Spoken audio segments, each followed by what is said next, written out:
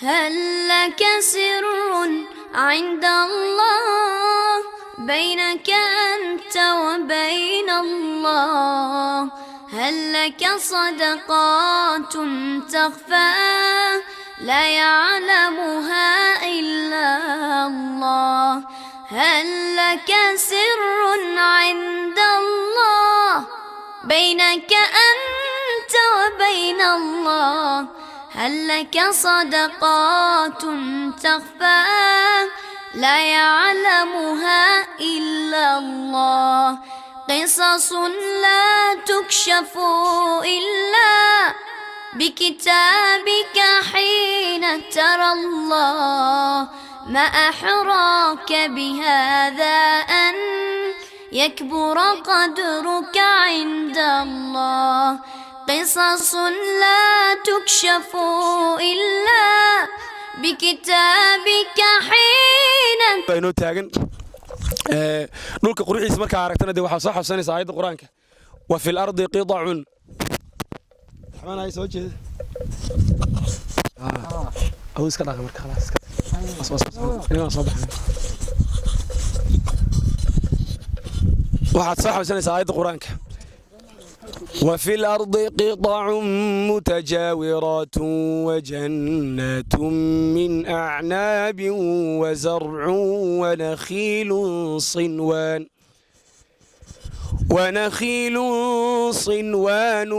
وغير صنوان يسقى بماء واحد ونفضل بعضها على بعض في الأكل إن في ذلك لآيات لقوم يعقلون. الحمد لله الله يا مهاتس كلام ما شاء الله waxaan dhahay ku doogsan wada arkaysan hawo firaash dhulka nafiska dhirtii waxa dhulkii saa u goglana waxa weeye wada dhir miirana saa arkaysan geeli aybna ayaati ilaa oo dhinacayga maraya afala yanzuruna ila al-ibli kayfa khuliqat miyaan eegayna geela sidaan u abuurnay awoodda ku jirta iyo waxa weeye manaafacaadka uu leeyahay la soo koobi karin marka ma sha Allah dareenkayga aad waxa weeye u kacsan ma sha Allah farxad wax kale ma ana waxa weeye deyn dhulka waxa weeye inta gaan joog dhul saab garanaysa green wax oo dabiici iyo indheey aad bay ugu yaraayeen ma sha Allah waxa lagu farxo weeye hadana xaafidka waa dhinac taagan xaafidkan ku soo dhaweynaya kadib macalinka u dhiibi doonaa xafladii baan ku degdegayna xafladii waliya aan noo furfurmin marka hadaan ku degdegayna insha Allah soo dhaw. السلام عليكم ورحمة الله وبركاته. maanta waxaan ku faraxsanahay inaan u soo baxno tuulada Geedihaan annagoo ka qayb galayna xaflad arday macal Cabdisamed war quraanka u dhameeyay oo lagu qabanayo madrasada ayaan maanta ku faraxsanahay inaan ka soo qayb galno insha Allah khayr badan ma karajeenina. Assalaamu alaykum warahmatullahi wabarakatuh. Assalaamu alaykum warahmatullahi wabarakatuh. macalinkaygii Sheekh Maxamed Sidiiq Cabdiraxmaan Sheekh Aashici iyo walaalkeen alqaari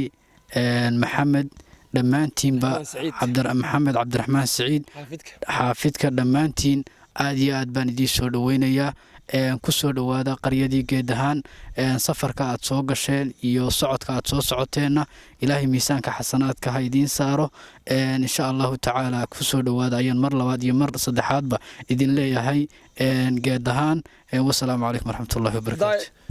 hadda inoo raaciso Geedihaan waa kulli waa aad ma sharxinay bal maxaa loo jeedaa Geedihaan maxaa loogu bixi magaalada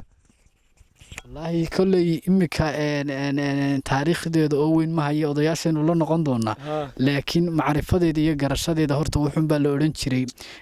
bal halka ka qodan oo tuulada ka qodan unba adigu magaca ku aasaasmay halkaas unba kulli magaca Geedihaan si sharaxiisa guud ma hayo. Assalaamu calaykum waraxmatullaahi ma sha Allah